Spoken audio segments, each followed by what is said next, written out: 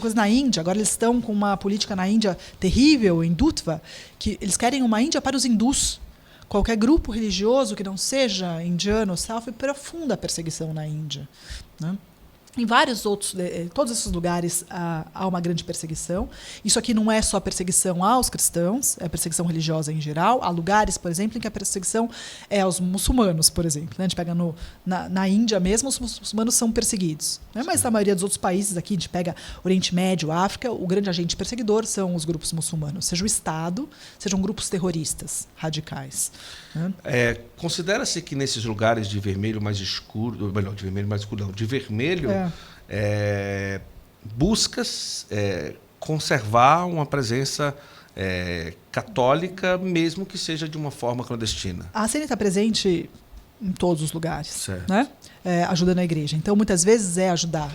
Tem alguns lugares que pode ser de forma clandestina, pode ser na forma possível, né? O que é a forma possível? Muitas vezes existe um trabalho muito grande de diálogo interreligioso nesses lugares, né, que não compete à CN, tem um Sim. caminho próprio, né, dentro do Vaticano para tratar de diálogo interreligioso, mas a gente anda muito junto, porque a gente denuncia as violações da liberdade, né? Esse nosso relatório é um grande instrumental para, seja os acadêmicos trabalham com isso, os políticos atuarem sobre isso, as próprias igrejas atuarem com base no relatório para tentar construir essas pontes de relacionamento. Uhum.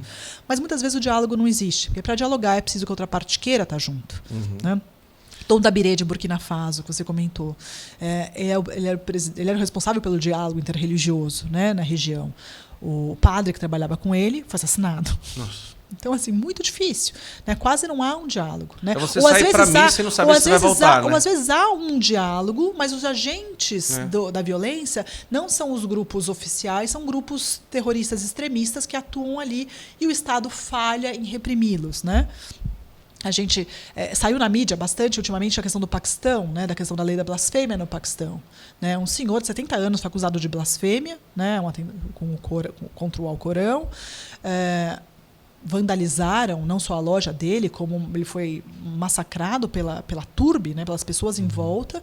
Morreu recentemente, foi hospitalizado logo depois do ataque e morreu, né? Foi no fim de maio. Só que assim, é tudo forjado. Muitas blasfêmias são forjadas, porque a maioria dos cristãos desse país são analfabetos, os cristãos não têm direito a estudar em muitos lugares. Né? Então, como é que você vai escrever algo contra o Alcorão numa linguagem refinada, rebuscada, quando você é analfabeto? Está na cara que é uma montagem, né? Que é algo para acirrar um ânimo contra não só aquela pessoa acusada, mas contra todos os cristãos em volta. Então, tem muito disso, né? Então, sempre que um país ou uma região de algum país adota a Sharia, que é essa interpretação mais radical, né, do Alcorão, e acaba barcando e aceitando a presença desses grupos terroristas, a situação para os cristãos fica insustentável. Né? Só não é insustentável porque o nosso Deus é o Deus do impossível. Sim. E as pessoas continuam vivendo a fé e, por incrível que pareça, o número das vocações cresce, assim, mais do que fermenta na massa. Né? A gente vem em Burkina Faso, que é um país pititico. Vocês aqui no mapa, depois vocês vão ver onde que fica. Pequenininho. Lá, a grande preocupação de Dom Dabiré é setembro.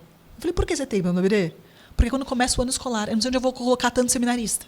Olha, ele já dividiu os quartos, já tem beliche, triliche, módulo, né? E ele vai receber mais de tanto, são mais de 300 no primeiro ano, que mais de 300 na teologia.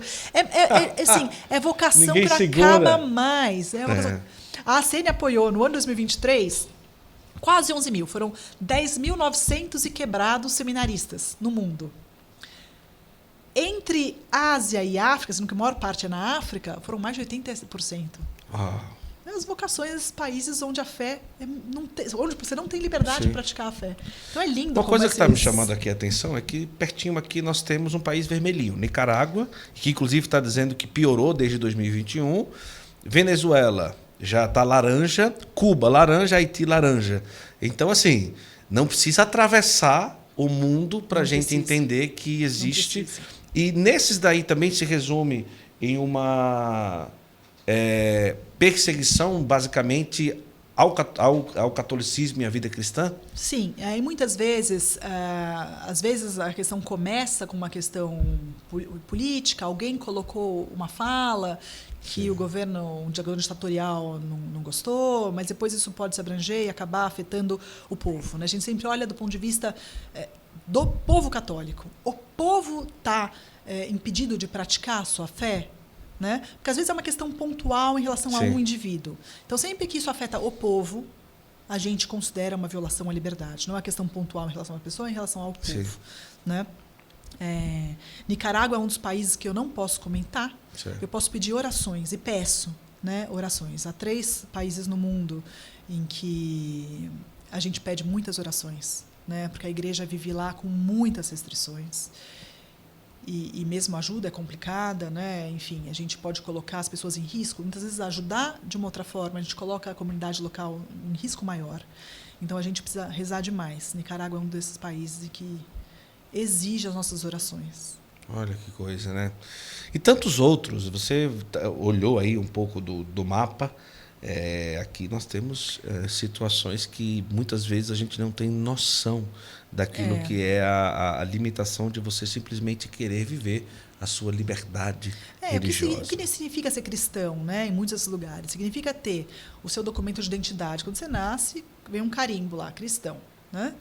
Com isso, você não pode ter nenhum emprego público, você não pode servir o exército, você não pode ter curso superior. Em muitos lugares é assim, você não pode morar onde você quiser. Né? Seu filho não vai para a escola. Então, é uma sentença que te relega já a uma vida com muito menos possibilidades, né? Assim, humanamente falando. Né? Tem todas as possibilidades espiritualmente falando, mas humanamente falando, muita restrição. E aqui a gente vê, tem algumas fontes, né, dessa violação. Né? Existem muitos ataques terroristas, né? Muitos ataques terroristas. Mas tem também alguns países, a China é um exemplo, de vigilância em massa. A China é uma vigilância. A China existe e com o Covid isso sofisticou demais, né? Que são as câmeras que tem pelo país inteiro, né? E eles localizam também o teu celular. Então eles sabem exatamente onde você que tem esse celular está reunido. Né? Então, por exemplo, aqui, né? Tô eu e você, vamos supor que tem mais 7 pessoas aqui. Eles sabem que esses 9 celulares estão reunidos nessa localidade. E eles conseguem, tudo por software de inteligência, impressionante, identificar se nós somos da mesma família. Não são. Trabalham juntos na mesma empresa? Não. Que estranho. Se reúnem nesse local com uma certa frequência? Talvez seja uma igreja doméstica. E entram aqui e descobrem que é um grupo de oração. E prendem as pessoas. Né? Levam o coordenador do grupo para um campo de reeducação cultural. Né? Enfim, acontece isso. Por base dessa vigilância em massa. Né? Existe um caminhar, né, lento, mas crescente na China, com um acordo entre o Vaticano e a China, né, com a questão da igreja. O Papa Francisco foi criticado, mas ele fala é um passo necessário. Né? Eu preciso criar um espaço de diálogo. Né? De fato, podem achar que mas por que fazer um acordo com o governo e ter um bispo aprovado pelo Estado? Sim. Mas é um caminho de diálogo. Não havia diálogo. Hoje há um diálogo. Né? Não é o ótimo, mas muitas vezes o ótimo é inimigo do bom.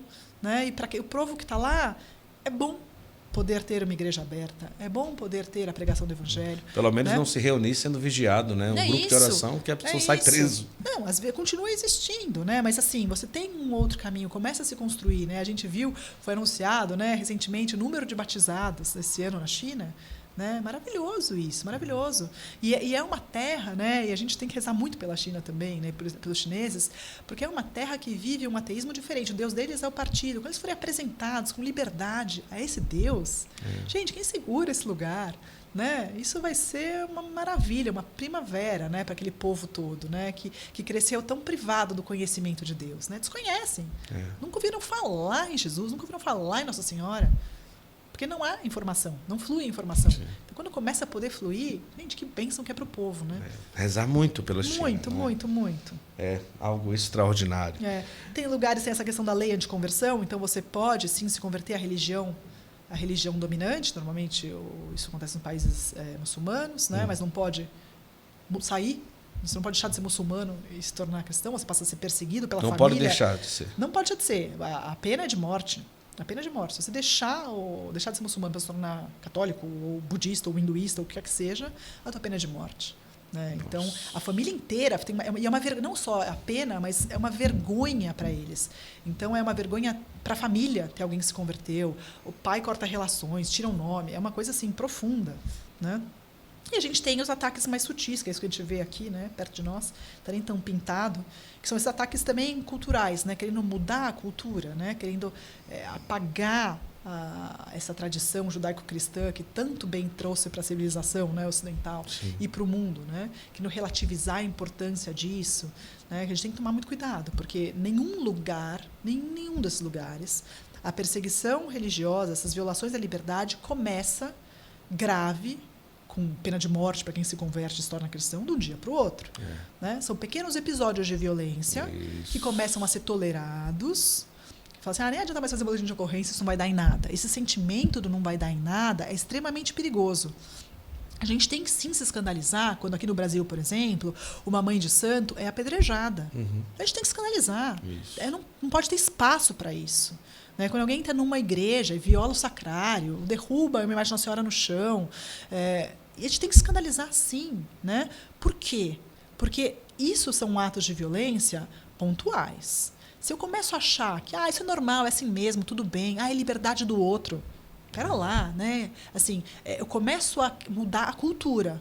Se todo mundo está isso é normal, a cultura já se torna uma cultura permissiva que permite a falta de liberdade. Ou começa a vender como liberdade algo sem responsabilidade. Né? Eu faço porque eu quero. Isso não é liberdade. Isso é o que a mídia tenta vender como liberdade, faz o que quer, esquecendo que tem uma responsabilidade que vem junto com o conceito de liberdade. Então a gente tem que sim se escandalizar com todos os atos de violência que acontecem, para não deixar que haja essa mudança cultural. Essa questão que age no psicológico das pessoas, do tipo, isso tudo bem. Sim. Esse é o primeiro degrau para permitir uma atuação, muitas vezes, legal, né? Porque quando a gente passa, a lei começa a ser um arcabouço para esses atos, eu passo para um laranja. E aí eu chego num vermelho, eu posso chegar num caso de genocídio.